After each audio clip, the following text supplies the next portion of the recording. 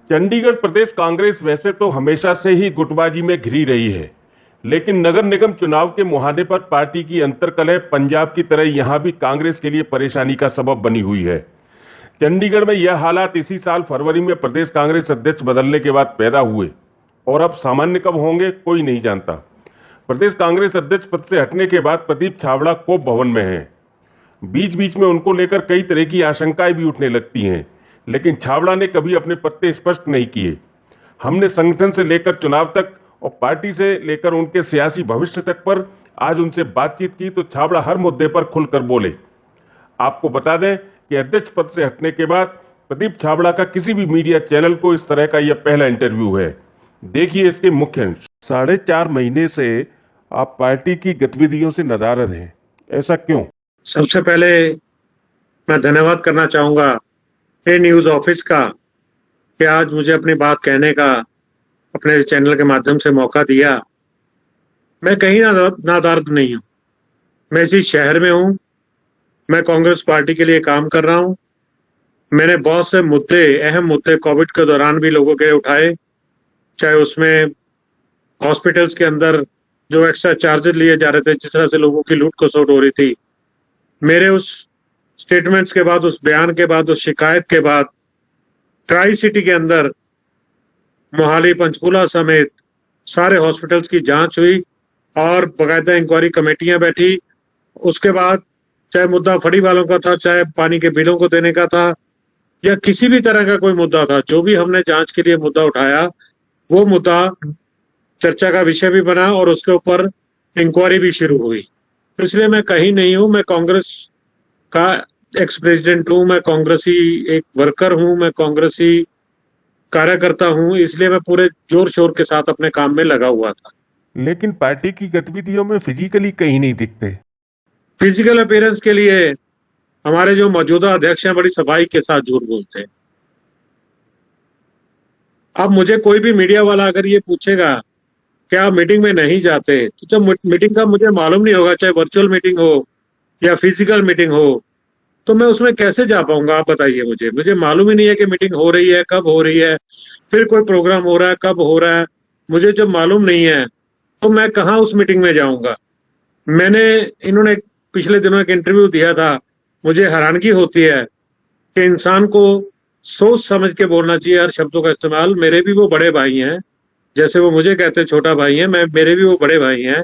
शोभा नहीं देता कि इस उम्र में आके इन दूसरे इंसान को किसी भी तरीके से उसको नीचे गिराना, उसकी जो इज्जत के ऊपर ऐसे धब्बा लगा देना और एक तरह से उसी को गुनाहगार ठहरा देना, ये बहुत अच्छी बातें नहीं होती। उन्होंने कहा कि मैंने अपने सेक्रेटरी, ऑफिस सेक्रेटरी से फोन कराया। चावला साहब मुझे एक बात का जवाब दे दे। राजबाला मलिका चाहे भारतीय जनता पार्टी में है, जब वो मेयर थी उस टाइम की गवाह थी कि आप मुझे खुद फोन करोगे तो मैं आऊंगा, आपके पीए के फोन से नहीं आऊंगा। मैं जब अध्यक्ष था, जब चावला जी कुछ भी नहीं थे, ठीक है मेरे से पुराने लीडर हैं, मेरे सीनियर हैं, मेरे से उम्र में बड़े हैं, लेकिन कहते थे जब तक खुद नहीं फोन करोगे मैं नहीं आऊंगा। फिर भी 30-35% से ज्यादा मीटिंग इन्होंने, प्रोग्राम से ज्यादा अटेंड नहीं किए, बल्कि मेरे ऊपर आरोप लगते रहे कि जहां भी मैं जाता हूं, चाहे डीसी के पास, चाहे गवर्नर के पास, चाहे कहीं डेलीगेशन है, कि हमेशा चावला जी को लेके जाता हूं। तो मेरे ख्याल में ऐसी कोई बात नहीं है कि आरोप भर लगा देने से कोई आदमी सच्चा बन जाएगा। आप झूठ बोलो, लेकिन बार बार फिर बोलो, फिर जोर जोर से बोलो ताकि वो सच लोगों को लगने लगे।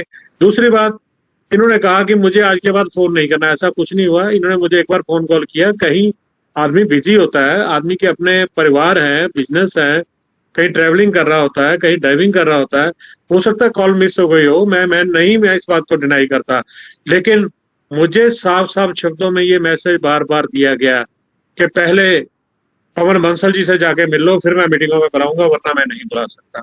एक नहीं, कई लोगों ने कोशिश भी की इस बात के लिए। कई लोगों के मैं जो बात करूंगा ऑथेंटिक करूंगा, मैं जो बात करूंगा विद प्रूफ करूंगा। कि कई लोगों ने कहा कि इस तरीके से चावला साहब ने ये कहा है कि पहले वो पवन बंसल से मिलेंगे, मेरी मजबूरियां हैं, मैं नहीं मीटिंग में बुला सकता। उसके बाद लगातार ये मीटिंग करते रहे, लगातार जो भी इन्होंने अपनी कोशिश की। इनको कोविड भी हुआ, मैंने फिर भी इनका लगातार हाल पूछा।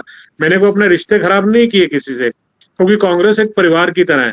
और मैं चाहता हूं जिस पार्टी को मैंने 35 साल दिए हैं, जिस नेता के साथ 30 साल में रहा हूं, पवन बंसल जी के साथ, मैं कभी नहीं चाहूंगा कि मैं उनकी शान के खिलाफ, उनकी इज्जत के खिलाफ कोई भी ऐसी बात करूं जो एक मेरे लिए भी शर्म का कारण बने। कहा जाता है कि आप अध्यक्ष पद से हटाए जाने से नाराज हैं। मैं कहीं नाराज नहीं हूं। मैंने खुद पवन बंसल जी को जाके बोला था कि मुझे इस पद से हटा दिया जाए। अगर आपको लगता है कि मैं अब सक्षम नहीं हूं, अगर आपको लगता है मेरी मेरी प्रधानगी में नगर निगम का चुनाव नहीं जीता जा सकता, अगर लगता है कुछ चुगलखोर लोग जो गोदरी में बैठ जाते हैं आके, अगर वो मेरे बारे में गलत बातें करते हैं, इधर उधर की बातें करते हैं, तो मैं कम से कम मैं नहीं चाहूंगा कभी भी कि पार्टी का किस तरीके से नुकसान हो। दूसरी बात, संविधान के मुताबिक कोई कार्यकाल फिक्स नहीं होता अध्यक्ष का। बहुत अध्यक्ष बहल साहब हमारे सामने एक एग्जाम्पल है, पौने 15 साल तक प्रधान रहे, तो कहाँ उनका कार्यकाल था। दूसरी बात यह है कि कार्यकाल तो अभी खत्म ही नहीं हुआ, अभी अगला चुनाव ही नहीं हुआ पार्टी का, जो संगठन का चुनाव होता है।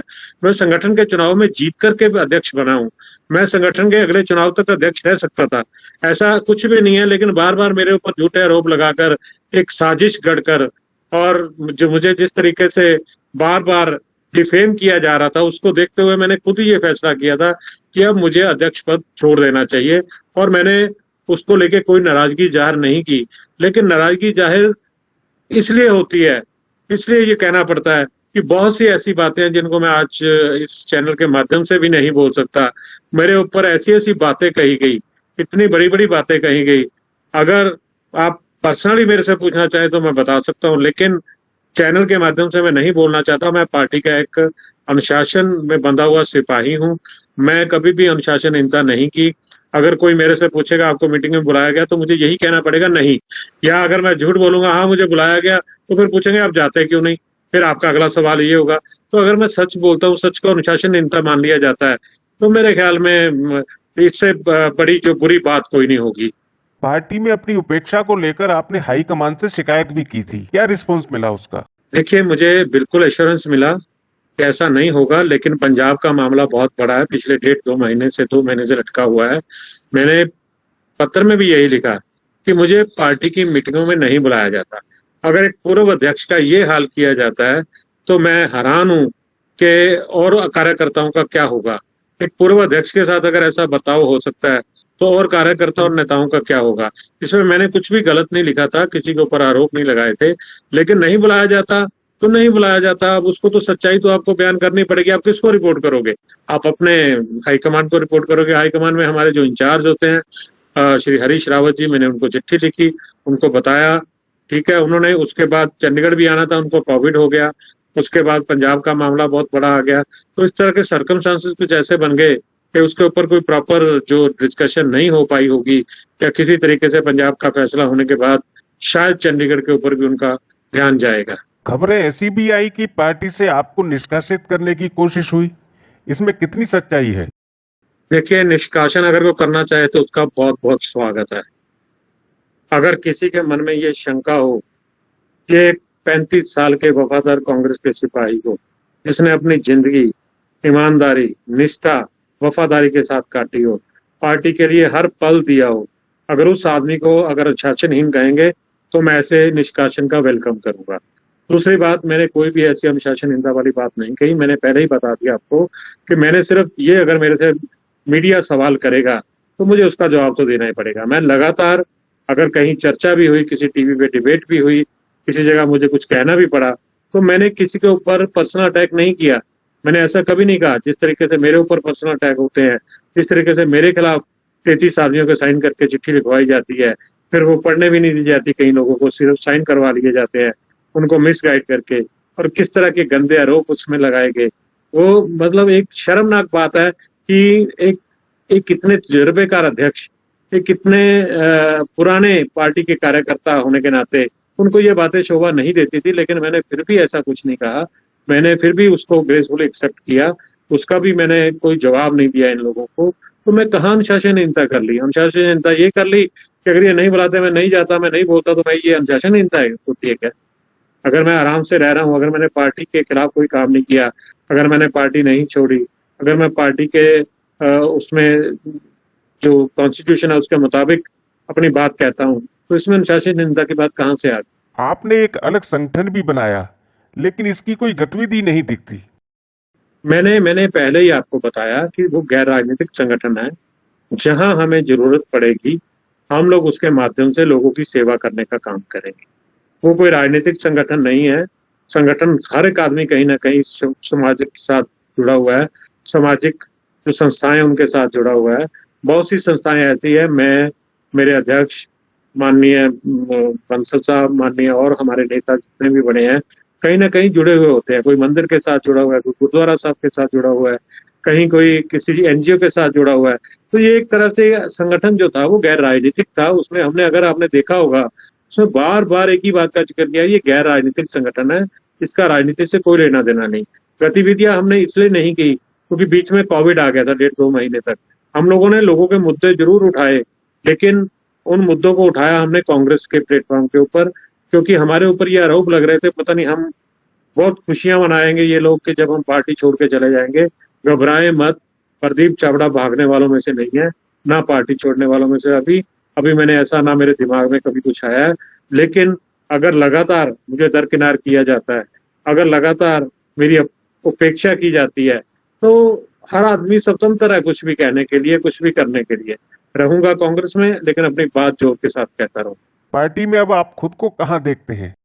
देखिए, मैं councillor, mayor, NSUI, youth Congress spokesman, party प्रधान 6 साल तक, मैं अपने काम से खुद ब खुद भी सेटिस्फाइड हूँ और जनता भी मेरी सेटिस्फाइड है, और मेरा पार्टी का वर्कर भी। आज भी मुझे हर वर्कर चाहता है, हर वर्कर मिलना चाहता है। बहुत से वर्कर मुझे मिलते हैं, लेकिन बेचारों की मजबूरी है। किसी को पद लेना है, किसी को टिकट लेनी है, तो कहीं ना कहीं कोई ना कोई मजबूरी होती है। तो मैं उसको बुरा नहीं मानता। अगर वो और दूसरी बात, पार्टी के लिए काम सबको करना चाहिए। अगर मैंने संगठन को खड़ा किया, जब मैंने संगठन को संभाला, तो 25 लोग भी मीटिंग में नहीं आते थे। आज अगर इतने लोग मीटिंग में आते हैं, 200, 250 लोग मीटिंग में आते हैं, आज हजारों लोग प्रोग्राम में आते हैं, सैकड़ों लोग प्रोग्राम में आते हैं, तो उसके पीछे कोई ना कोई तो मेहनत किसी ना किसी की तो होगी ना। वो मेहनत किसकी काउंट होती है? आज सिर्फ क्रेडिट लेने के लिए वो नहीं होना चाहिए।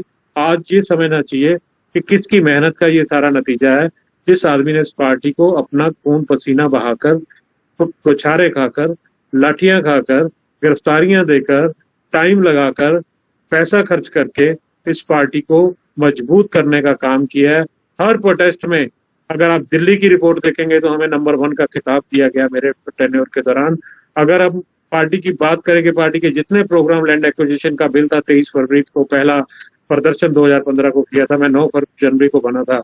उस समय से लेके जब तक मैं अध्यक्ष रहा हूँ, आखिर तक संघर्ष किया है। चाहे मामला जीएसटी का हो, चाहे मामला नोटबंदी का हो, चाहे मामला लैंड एक्विजिशन का हो, किसानों का हो, महंगाई का हो, चाहे हमारे पार्टी के नेताओं के ऊपर आरोप लगे हो, किसी भी तरह का कोई भी प्रोग्राम, अगर चाहे भारत बंद की कॉल हो, उसमें भी हम सबसे पहले पूरे देश के अंदर भारत बंद अगर हुआ था, चंडीगढ़ में हुआ था और बड़ा सक्सेसफुल और कामयाब हुआ था। उसके लिए मुझे आज स्वर्गीय हैं माननीय अहमद पटेल जी, उन्होंने स्पेशल फोन करके मुबारकबाद दी थी कि आप लोगों ने सबसे पहले शुरू किया, आप अपने वचन के पक्के हो। तो इस तरह से हमने जो काम किया है, वो काम हमारा नजर आता है, दिल्ली में भी नजर आ रहा है एआईसीसी को, और यहाँ भी हमारे पार्टी जो साथी हैं, मेरे जितने भी परिवार के मेंबर थे कांग्रेस परिवार के, उनको भी नजर आता है, और चंडीगढ़ की जनता को भी नजर आता है। जो आज मुझे सचमुच में दिल से कह रहा हूँ कि सैकड़ों फोन आते हैं जो मुझे मिस कर रहे हैं। मौजूदा हालात में कांग्रेस में आपको अपना भविष्य उज्जवल दिखता है या अंधकार में? देखिए, राजनीति में उतार चढ़ाव, कभी भी भविष्य अंधकार में नहीं जाता। जो राजनीति में आ गया उसका भविष्य अंधकार में नहीं जाता। हमारे पास अपना शहर, इससे बड़ी एग्जाम्पल कोई नहीं हो सकता।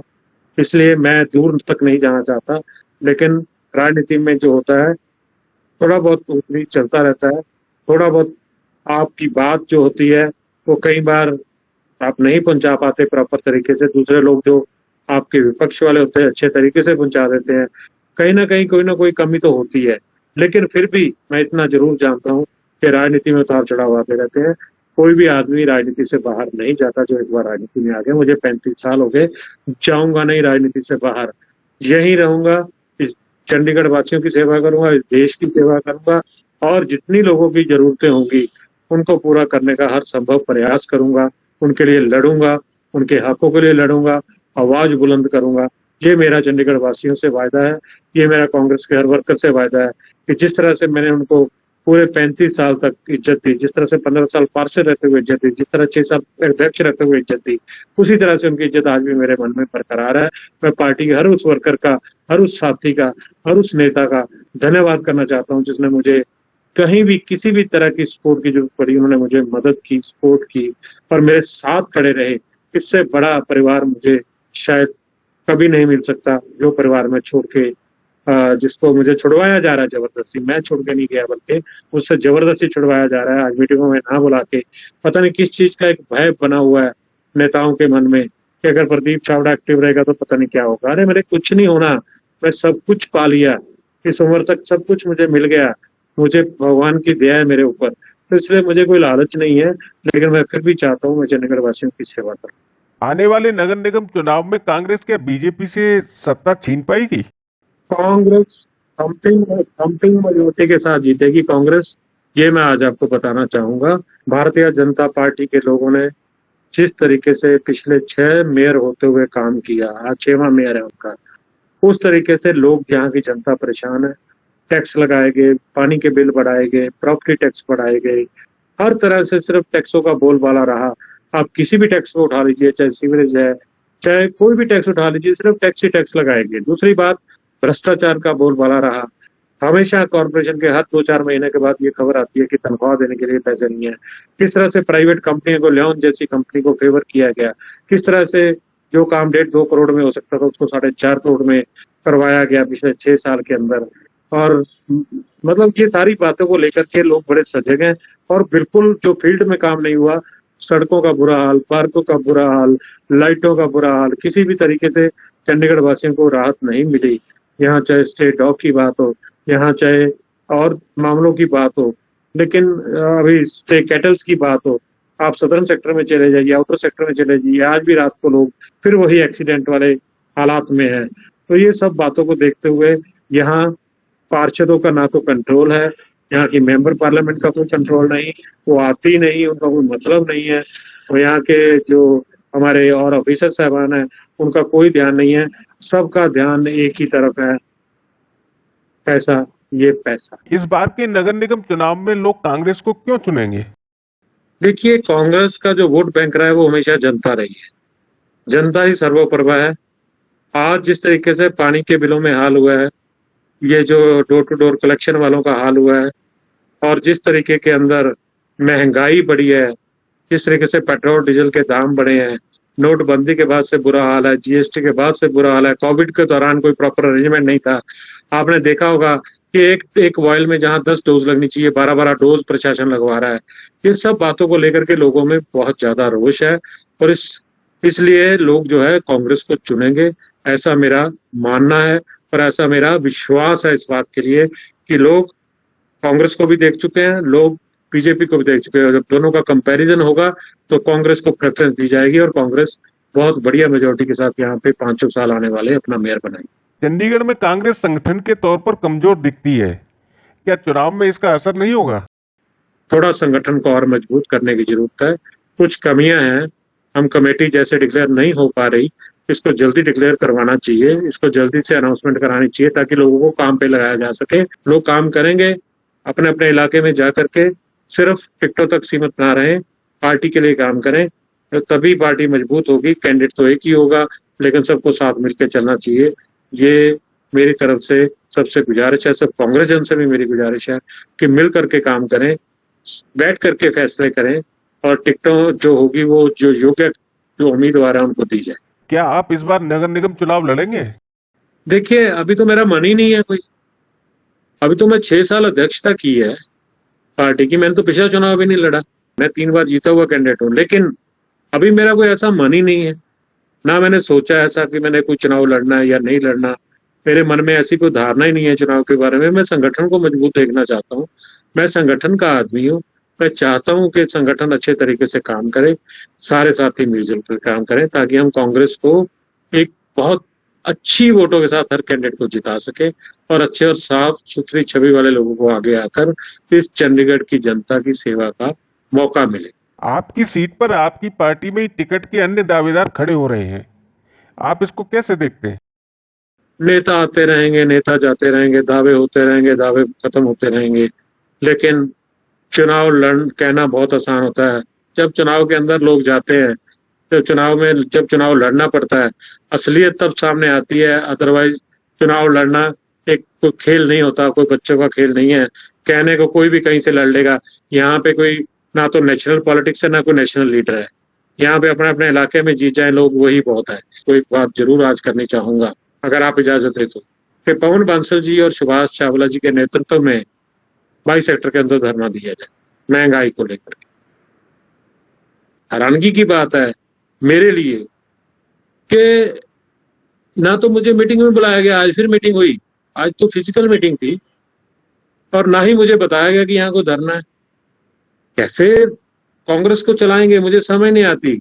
अगर आप पूर्व अध्यक्ष जिसके घर के पास 10 कदम के ऊपर आप धरना लगा रहे हैं, अगर उसको नहीं बता रहे, तो कहीं ना कहीं इनके मन में कोई ना कोई खोट है, इनके मन साफ नहीं है। तो ऐसे लोगों को मैं अपील करूंगा, अध्यक्ष जी को विशेषकर, कि अपना मन साफ करें, तभी पार्टी कामयाब होगी। अगर नहीं तो अगर ये ऐसी बातें करेंगे, तो पार्टी में लोगों में आपस में बिखराव आएगा। लोग बातें बनाएंगे, लोग बातें करेंगे। मुझे अब तो मैं खैर कोई बात नहीं है, प्रोग्राम करने को प्रदीप चावड़ा इतना सक्षम है कि चाहे तो अपने अलग प्रोग्राम भी कर सकता था इस शहर में। लेकिन मैं नहीं चाहता, क्योंकि मैं पार्टी में अनुशासन चाहता हूँ, पार्टी में एकता चाहता हूँ, पार्टी को इकट्ठे रखना चाहता हूँ। और मुझे हैरानगी हुई कि यहाँ के लोगों को फोन किए जा रहे हैं, लेकिन प्रदीप छाबड़ा को फोन करने का इनके पास वक्त नहीं। क्यों? क्योंकि मैं उनकी कंडीशन पूरी नहीं कर पा रहा। मैं उनकी कंडीशन क्यों पूरी करूं? क्या बंसल साहब मुझे जानते नहीं है? 30 साल तक मैंने सेवा की है, 35 साल से कांग्रेस की राजनीति में हूँ। तो ठीक है ना, तो क्या वो मुझे जानते नहीं है? आज मुझे जरूरी वहां जाके एक बार जाके उसके बाद मुझे वहां पर बुलाया जाएगा मीटिंगों के अंदर और उसके अंदर? कमाल की बात है। ये बड़े हैरानगी की बात है कि किसी को आप किस तरीके से नीचा दिखा सकते हैं। लेकिन कोई बात नहीं, मैं बहुत अपने दिल से ये बात कह रहा हूँ, अध्यक्ष जी इतनी छोटी सोच मत रखिए। इतनी छोटी सोच से कभी इतने बड़े संगठन नहीं चलते। बहुत सारी बातें सुननी भी पड़ती हैं, सहनी भी पड़ती हैं। मैंने सही भी हैं, मैंने सुनी भी हैं, मैंने पार्टी को चला के भी देखा है। लेकिन मैंने कभी इस तरह की हरकत नहीं की जिस जो आजकल हो रही हैं, जिस तरह की हरकतें आज कांग्रेस में हो रही हैं, कि किसी को भी उठा करके आप किसी को भी यूज कर लोगे। और लेकिन वो एक बार तो यूज हो जाएगा, 2 बार हो जाएगा, लेकिन उसके बाद उसको भी जब समझ आएगी कि मेरा इस्तेमाल हुआ है, कि मुझे इस्तेमाल किया जा रहा है, और मुझे बेमतलब में दुश्मनी की उसमें धकेला जा रहा है। दुश्मनी को पर्सनल नहीं होती किसी के साथ, राजनीति में यही होता है। क्या अगर आप चाहते हैं, अगर आप यहाँ से चुनाव जीतना चाहते हैं, अगर आप किसी को भी लड़ाना चाहते हैं, आप लड़ाइए, मुझे कोई एतराज नहीं है। आप किसी को भी टिकट दीजिए, मुझे कोई एतराज नहीं है। मैं फिर ये कहना चाहूंगा, मैं पार्टी की मजबूती के लिए काम करूंगा, पार्टी की एकता के लिए काम करूंगा, पार्टी के वेलफेयर के लिए काम करूंगा। कांग्रेस थम्पिंग मेजोरिटी के साथ नगर निगम में आएगी और बिल्कुल पक्का हमारे मेयर बने। पवन बंसल और आपके बीच मतभेद क्यों पैदा हुए? कुछ ऐसी बात नहीं है। पवन बंसल जी मुझे जानते हैं, मैं बंसल साहब को जानता हूँ। बस इतनी बात है। समय का कई बार अभाव होता है, नहीं एक दूसरे से मिल पाते। मुझे अपने काम देखने थे, मुझे अपना परिवार भी देखना था। आफ्टर ऑल मैंने लगातार 35 साल लगाए हैं, तो कुछ समय परिवार को देना चाहता हूँ। ऐसा कुछ नहीं है, कोई मनभेद नहीं, कोई मतभेद नहीं है। पवन बंसल और आपके बीच बना गतिरोध कैसे टूटेगा? कोई गतिरोध है नहीं, पहली बात तो जी। दूसरी बात यह है कि गतिरोध वाली तो बात कुछ ऐसी है नहीं। ना मेरा कि उनसे बिजनेस साझा है, ना कोई ऐसी बात है कि जिस तरीके से कोई बात हो। ये राजनीतिक बातें हैं, राजनीतिक मुद्दे हैं। समय के साथ साथ सब कुछ सॉल्व होता है, ऐसी बात नहीं है। There is no hard and fast rule. मैंने आपको पहले भी जिक्र किया है कि बंसल साहब मुझे अच्छी तरह से जानते हैं, मैं बंसल साहब को अच्छे से जानता हूँ, मैं उनकी वर्किंग जानता हूँ, वो मेरी वर्किंग जानते हैं। उनको पता है कि मैंने ईमानदारी, निष्ठा, वफादारी के साथ काम किया है। मैंने पार्टी के लिए हमेशा, मतलब पार्टी का बहुत बड़ा पार्टी के लिए स्टैंड लिया है हमेशा, और पूरे तह दिल के साथ पार्टी के साथियों में अपनी अपनी सेवाएं दी हैं। इसलिए वो सब कुछ समझते हैं इसको।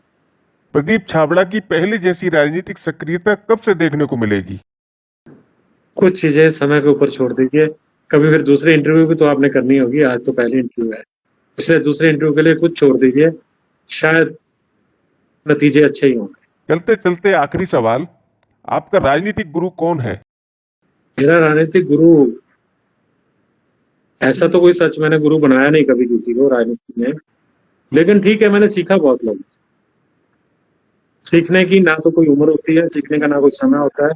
मैंने हर लीडर को देखा है, बड़े से लेकर छोटे तक सबको काम करते हुए देखा है। अगर मुझे किसी में कोई कमी नजर आती तो मेरे कोशिश रही कि उस कमी को मेरे अंदर ना मैं आने दूं। अगर किसी के अंदर वो क्वालिटी नजर आती है तो मुझे ऐसा लगता है यार ये बहुत अच्छा काम कर रहा है। अगर 10-10, 11-11 बार लोग चुनाव जीत सकते हैं तो उनके अंदर कोई तो खासियत होगी, कोई तो क्वालिटी होगी। तो उस तरीके से कोशिश की अपने आप को ढालने की इस बात में। इसलिए राजनीतिक गुरु मेरा मेरा वक्त है, मेरी वो बातें हैं जो मैं लोगों से सीखता हूँ।